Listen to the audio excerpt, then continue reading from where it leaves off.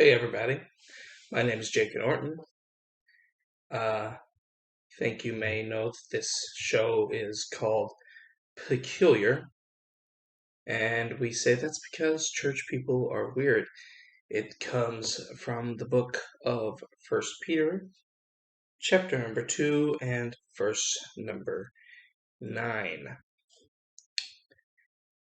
which says that ye are a peculiar people. It says we're a royal priesthood and a holy nation, and we are set apart from the rest of the world. We belong as a special possession of Jesus. And also, one more thing you may notice if you're watching,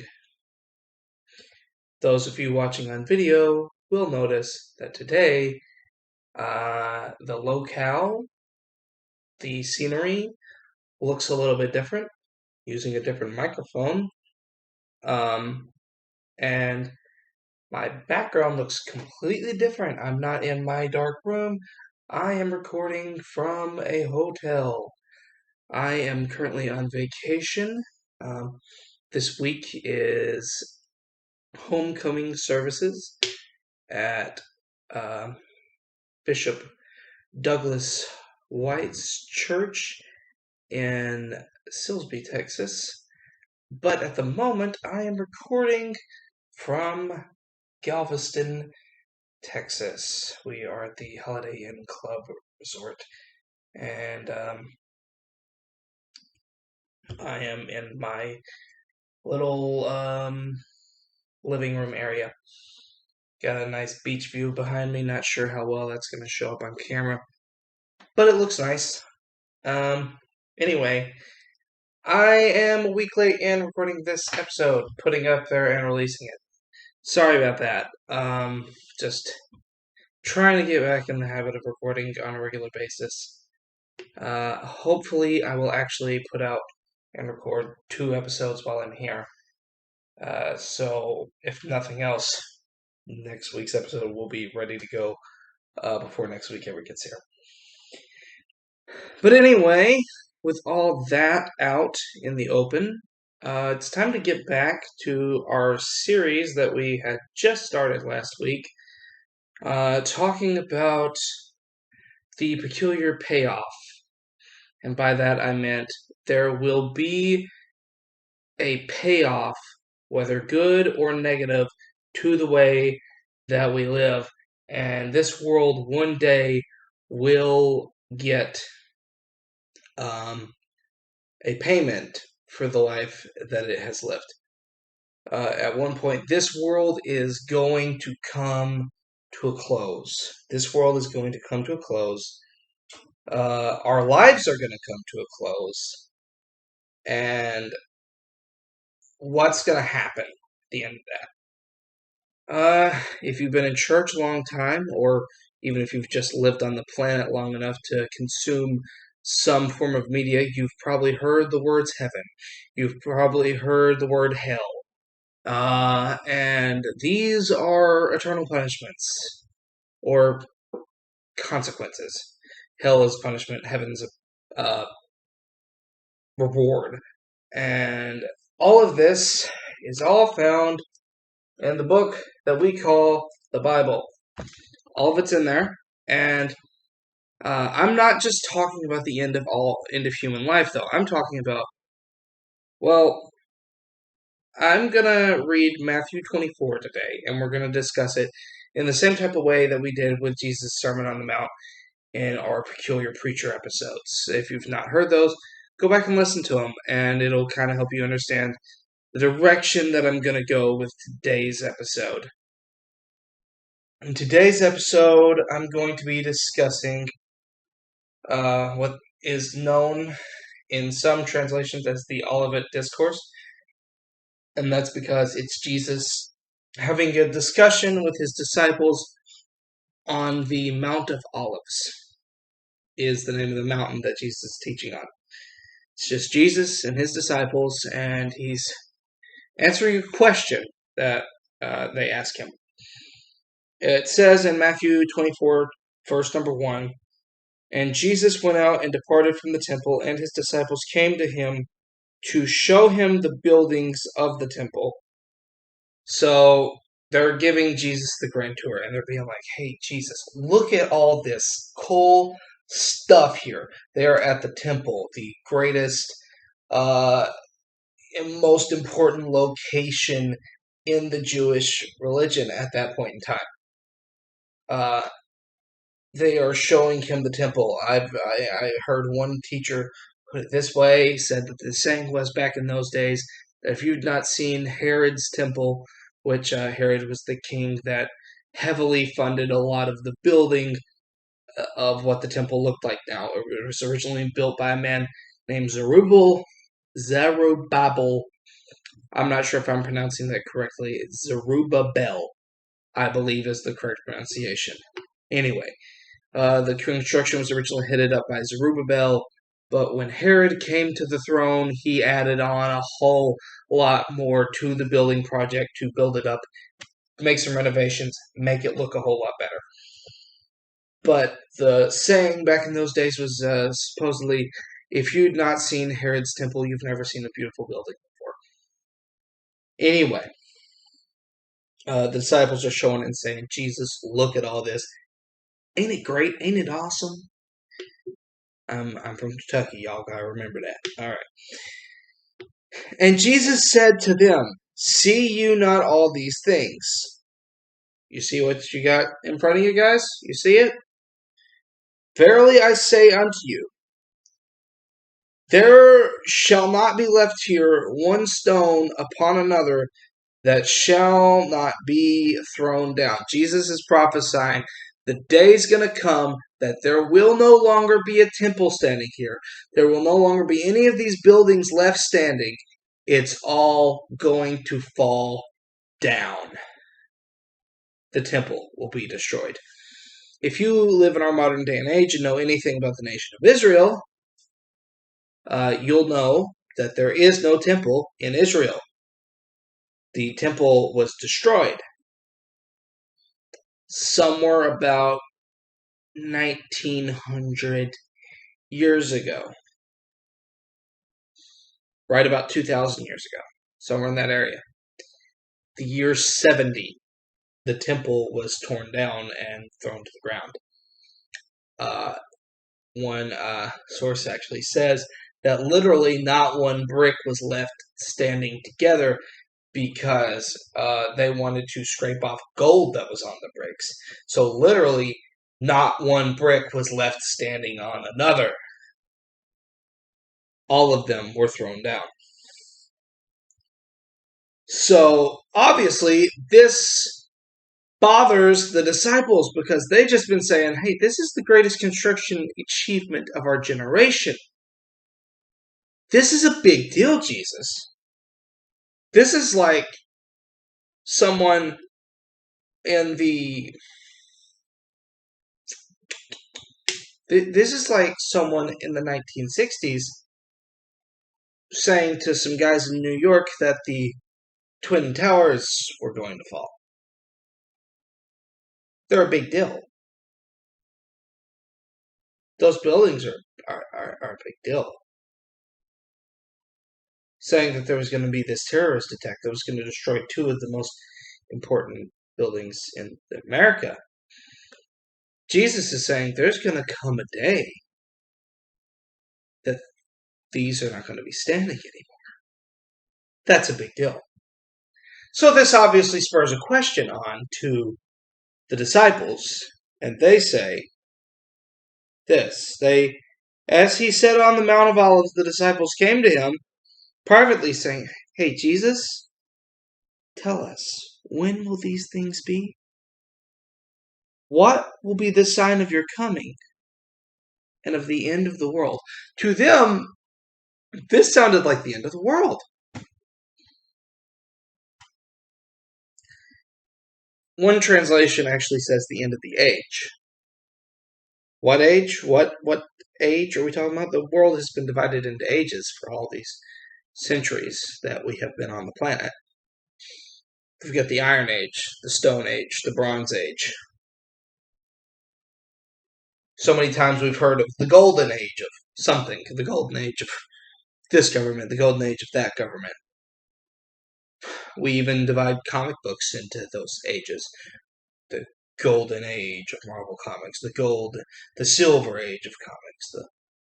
I don't know what we call them for modern age. Maybe just the modern age. I don't know. Anyway, that's besides the point. But they're saying you're talking about the end of an era, Jesus. So how are we going to know when this end of an era is upon us? Jesus is coming again. That's kind of the whole point of this little mini-series we've started. Jesus is coming again. And the disciples want to know, how do we know when Jesus is coming again? I talked last time about the rapture, and that it meant Jesus was going to come down from the skies. We would see the skies roll back like a scroll, one verse says. Jesus will come in the clouds, and he's going to take his church to be with him. We'll get to live forevermore in heaven and not have to worry about earthly life anymore. Skin and bones, not a concern. Disease, not a concern. And the disciples want to know when. Because, Jesus, what you're telling us sounds just a tad bit cray-cray.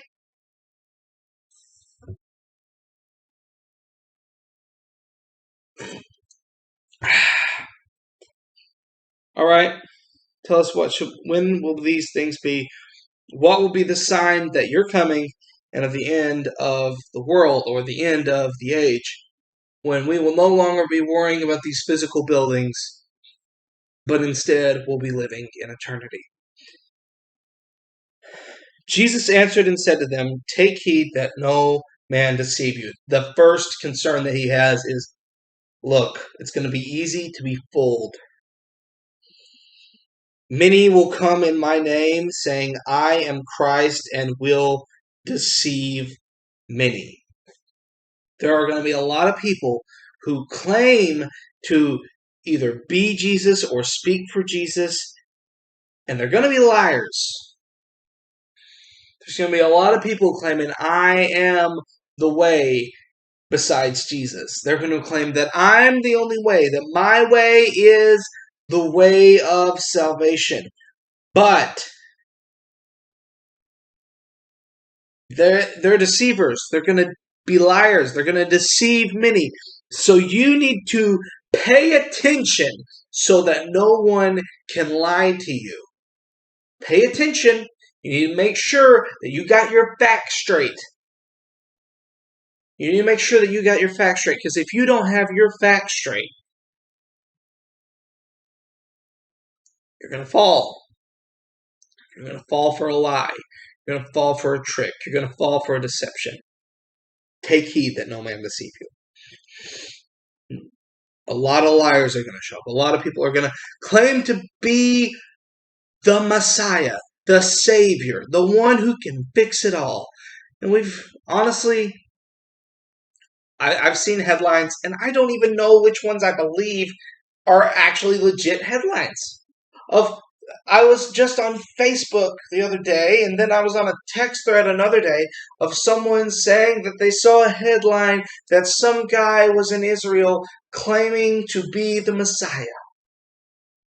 I've heard stories of some guy off on a raft somewhere claiming to be a Messiah, that was the real Savior of the world, that they were the Messiah. I don't even know which of those are real and which of those are Christians trying to claim that these scriptures are being fulfilled, and they're not really real. But whatever the case, they all of them look like they have small followings every time you hear about them. I mean, obviously, how many of you have heard you've all heard the term, "Now don't you be drinking the Kool-Aid." And that's obviously, if you know the story, you know that's based on the cult leader Jim Jones, who claimed that they were all going to get to go to heaven together if they followed his cult. and that they all drank some Kool-Aid, and that Kool-Aid was spiked with poison. Many will come claiming to be a Messiah, and they will deceive many. But beyond that point, you will hear of wars and rumors of wars.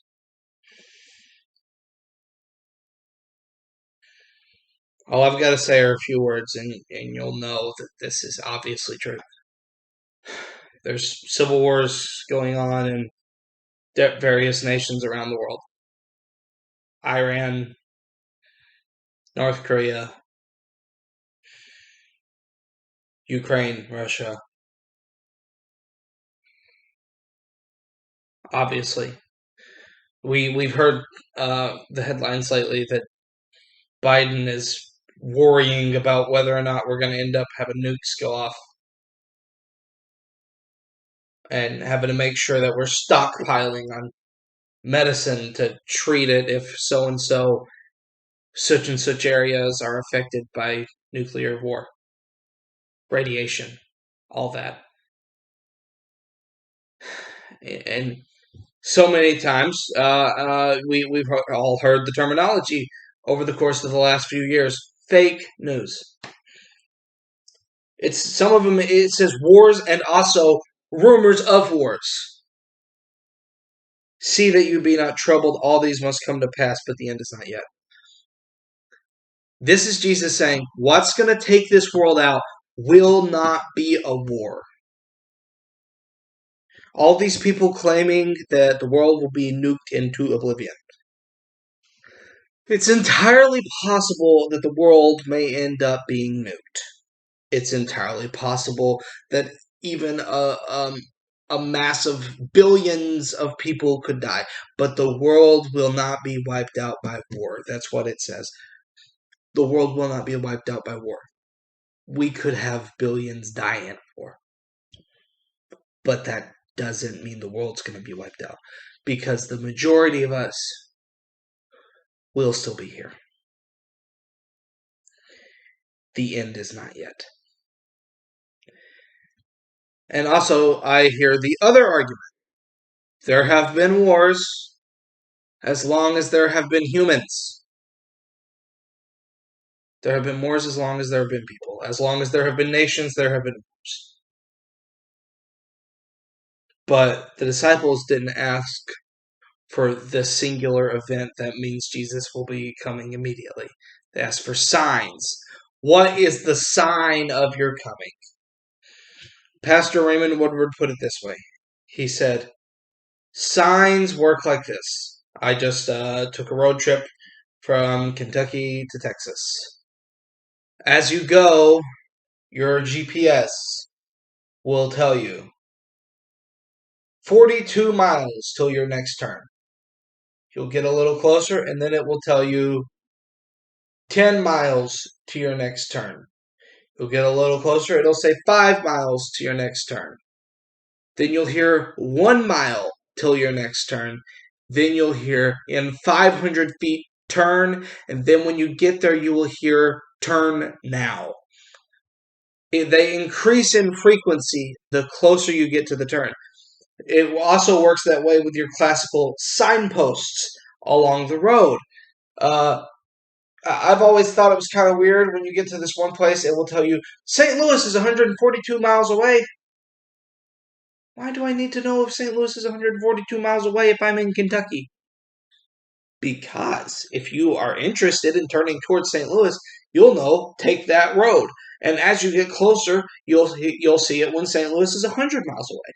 And then you'll see it when St. Louis is 50 miles away. And then you'll see it when it's 20 and 10 and so on and so forth. It's telling you closer, closer, closer, closer, closer. The closer you get, the more frequent signs become. So translation. Yes, there were all kinds of wars in the 5th century. But since we've hit the 20th century, and even more so the 21st, it's like these things start coming and coming and coming and coming, and they're more and more frequent as the days go by. That's what Jesus is saying. When that day comes, it's like every headline: war, war, war, war. So and so's making this threat. So and so's making that threat. I heard somebody put it this way at one point: I'm not sure people were supposed to know this much about what's going on in the world. And truth be told, we were not made for this way that the world works now. We were not made for a world with iPads and iPhones and Androids and Galaxies and whatever else type of device comes out next. We were not made for Apple Watches and Galaxy Watches and whatever brand you follow. We were not made for that. We were, honestly, if you lived 100 years ago, you would not know what was going on in Sudan, South Africa, Brazil, and even Antarctica if you want to know. We were not made for a generation of Facebook Live and Snapchat. We were not made for that. We were created to live in a garden of paradise. That's what God made us for. But instead, we live in a world of constant flowing information where every war and rumor of war hits our ears before we're even ready to comprehend it. You will hear of wars and rumors of wars. But be not troubled. There's another place in the Bible Jesus says, in this world you will have tribulation. In this world you will have trouble. But take heart, fear not, for I have overcome the world. Jesus goes on to say in this chapter, verse number 7, I'm sorry, I am just getting riled up and going on and on, but we're not going to finish this chapter today, obviously. Moving on. For nation will rise against nation, and kingdom against kingdom. There's actually, it's actually, truth be told, that verse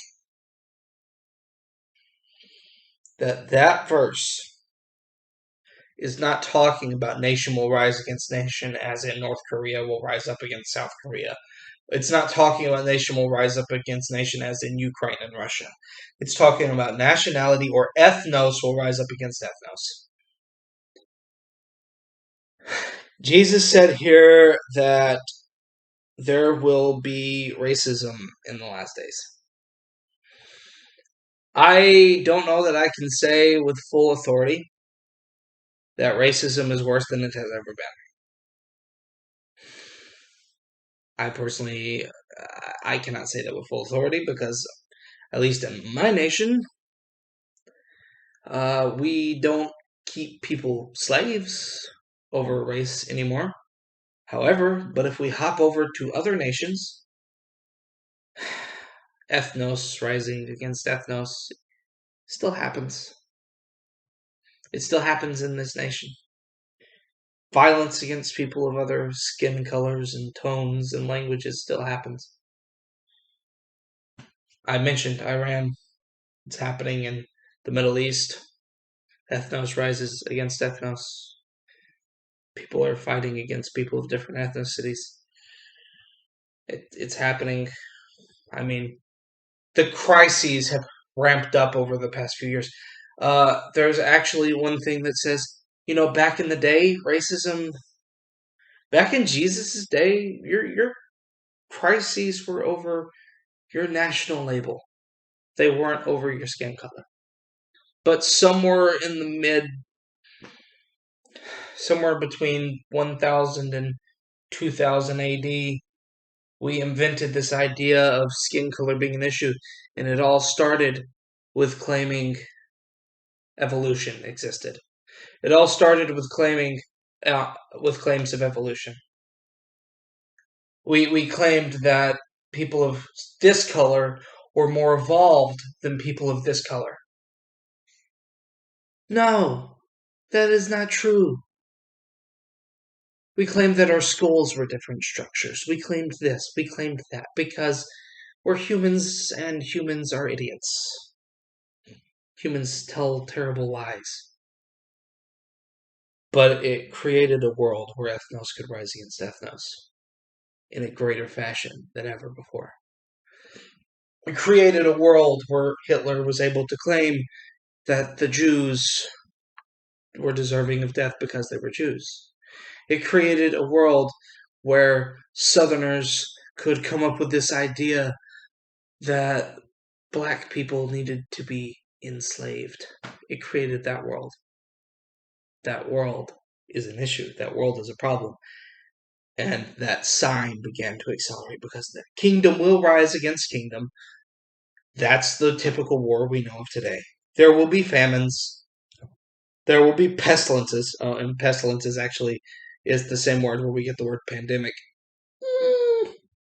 If you've lived on the world for the past 2 or 3 years, you realize why that's gonna send an alarm off in people's heads. That's the word we get epidemic, pandemic from. Earthquakes in diverse places. Natural disasters will begin to accelerate in the last days. Earthquakes still happened back in the day. Famines and pestilence still happened back in the day. The plague was a thing that happened. There was a plague, the Black Death. That thing happened, and it was after Jesus said that. The Spanish flu happened. It's not, yet Jesus didn't come back in the 14, 15, 1600s. Yet Jesus didn't come back in 1920. But now we've got this warning and that warning, H1N1. We've got bird flu, pig flu, whatever else. It's still happening. These things are accelerating. We've got hurricane, and whether it's climate change or not, Jesus said it here before Al Gore or whoever else ever said that was coming. Jesus said it first. All these are the beginning of sorrows, Jesus says in verse number 8. So Jesus is saying all these are going to happen before he comes again. This was the world Jesus predicted was coming. And I'm only 8 verses into this chapter. And we are 28 minutes into the YouTube video. We're 27 minutes into the audio version of the podcast. I'm going to have to cut it off here. I'm not going to keep on going and just talk your ears off today. We'll get and continue on with discussing Matthew 24 and Jesus' prediction of what this peculiar payoff was going to look at. He said, here's the sign that I'm getting ready to come. The world will be full of trouble. More troublesome than ever before. And he said this is only the beginning. The natural disasters, the wars, that's only the beginning. There's going to be more problems. But take heart. Don't be troubled. The end is not yet. The world is not coming to an end just because Russia's threatening Ukraine, North Korea is flaunting its missiles, just because COVID-19 or monkeypox or whatever the current worry of the day is going on. Just because people are racist, that doesn't mean the world is ending.